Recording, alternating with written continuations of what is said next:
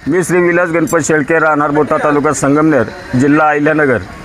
या ठिकाणी 12 तारखेला जे काही रेल्वेच्या संदर्भामध्ये जन आंदोलन आपल्या परिसरातील सर्व तमाम तरुण पिढीने उभारलेलं आहे, त्यामध्ये मी प्रथमतः या तरुण पिढीला पाठिंबा देतो की ज्या रेल्वेमुळे खऱ्या अर्थानं पश्चिम भागातून जी काही पहिली मोजणी झालेली आहे त्यातूनच रेल्वे जाऊन खऱ्या अर्थानं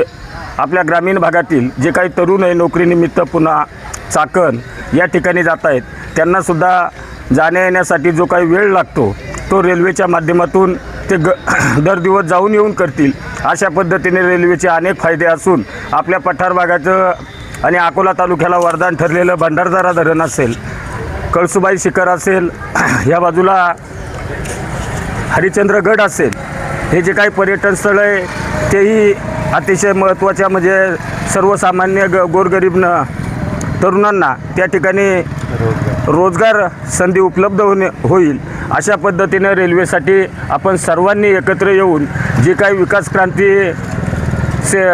सेना आहे, ज्यांनी जन आंदोलन मोठ्या प्रमाणात उभारलेलं आहे, त्यांना आपल्या गावाच्या वतीनं त्याच पद्धतीनं सर्व तरुण पिढीच्या वतीनं ज्यामध्ये तरुणांचाच फायदा आहे त्यासाठी आम्ही सर्वजण 12 तारखेला या जन आक्रोश मोर्चामध्ये सामील होऊन खऱ्या अर्थानं सरकारला जाब विचारणार आहोत